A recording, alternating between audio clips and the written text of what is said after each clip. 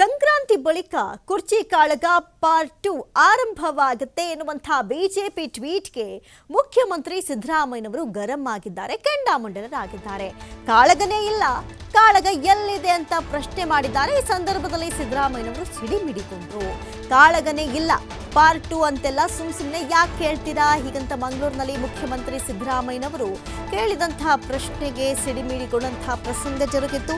ಸಂಕ್ರಾಂತಿ ಬಳಿಕ ಕುರ್ಚಿ ಕಾಳಗ ಪಾರ್ಟ್ 2 ಆರಂಭವಾಗುತ್ತೆ ಎನ್ನುವಂತಹ ಬಿಜೆಪಿ ಟ್ವೀಟ್ಗೆ ಪ್ರತಿಕ್ರಿಯಿಸಿದಂತಹ ಸಿದ್ದರಾಮಯ್ಯನವರು ಕೆಂಡಾಮಂಡಲರಾದರು. ಯಾಕಂತ ಹೇಳಿದ್ರೆ ಇಷ್ಟು ದಿನ ಸೈಲೆಂಟ್ ಆಗಿದ್ರು ಕೂಡ ಒಳಬೇಗುದಿ ರಾಜ್ಯಾದ್ಯಂತ ರಾಜ್ಯದ ಜನರಿಗೆ ಕಾಣಿಸ್ತಾ ಇದೆ. ಹಾಗಾಗಿ ಬಿಜೆಪಿ ಒಂದು ಟ್ವೀಟ್ ಮಾಡುತ್ತೆ. ಈ ಟ್ವೀಟ್ಗೆ ಸಿದ್ದರಾಮಯ್ಯನವರು ಗರಂ ಆಗಿಯೇ ಪ್ರತಿಕ್ರಿಯೆಯನ್ನ ಕೊಟ್ಟಿದ್ದಾರೆ. ಎಲ್ರಿ ಇದೆ ಕಾಳಗನೇ ಇಲ್ಲ, ಅಂಥದ್ರಲ್ಲಿ ಕಾಳಗ ಪಾರ್ಟ್ 2 ಬರೋದು ಹೆಂಗ್ ಸಾಧ್ಯ ಅಂತ ಹೇಳಿ ಕುಪಿತಗೊಂಡಂಥ ಒಂದು ಪ್ರಸಂಗ ಜರುಗಿತು.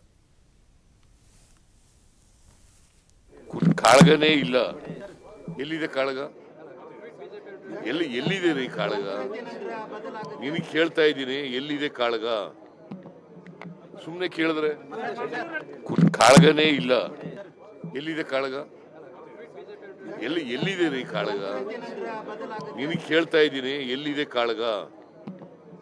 ಸುಮ್ಮನೆ ಕೇಳಿದ್ರೆ ಕಾಳಗನೇ ಇಲ್ಲ, ಎಲ್ಲಿದೆ ಕಾಳಗ? ಎಲ್ಲಿದೆ ರೀ ಕಾಳಗ? ನಿನಗೆ ಕೇಳ್ತಾ ಇದ್ದೀನಿ, ಎಲ್ಲಿದೆ ಕಾಳಗ?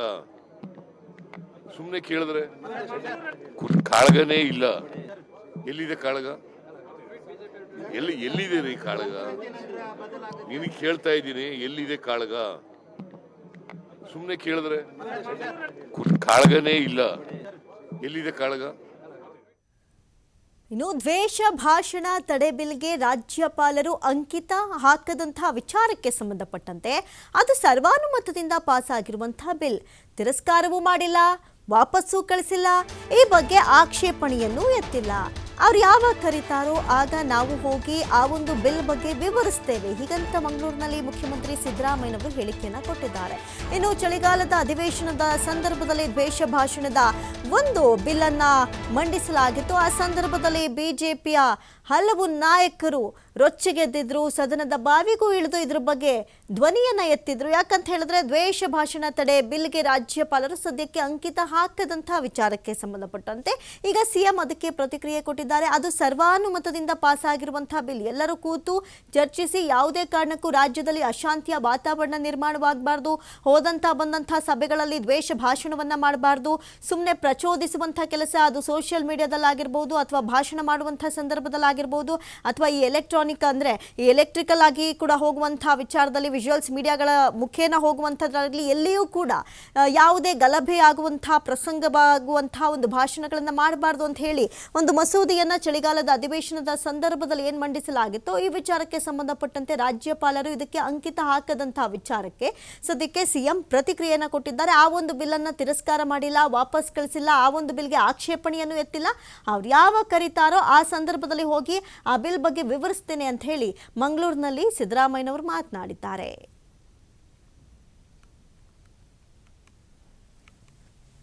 ಸರ್ವಾನುಮತದಿಂದ ಪಾಸ್ ಆಗಿರ್ತಕ್ಕಂಥ ಬಿಲ್ಲು ಅವರು ಇನ್ನೂ ತಿರಸ್ಕಾರನೂ ಮಾಡಿಲ್ಲ, ಮತ್ತೆ ವಾಪಸ್ಸು ಕಳಿಸಿಲ್ಲ, ಮತ್ತೆ ಅಕ್ಸೆಪ್ಟ್ ಮಾಡಿಲ್ಲ, ಅಂಕಿತನೂ ಹಾಕಿಲ್ಲ.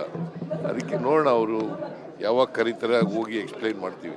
ಅದು ಸರ್ವಾನುಮತದಿಂದ ಪಾಸ್ ಆಗಿರ್ತಕ್ಕಂಥ ಬಿಲ್ಲು ಅವರು ಇನ್ನೂ ತಿರಸ್ಕಾರನೂ ಮಾಡಿಲ್ಲ, ಮತ್ತೆ ವಾಪಸ್ಸು ಕಳಿಸಿಲ್ಲ, ಮತ್ತೆ ಅಕ್ಸೆಪ್ಟ್ ಮಾಡಿಲ್ಲ, ಅಂಕಿತನೂ ಹಾಕಿಲ್ಲ.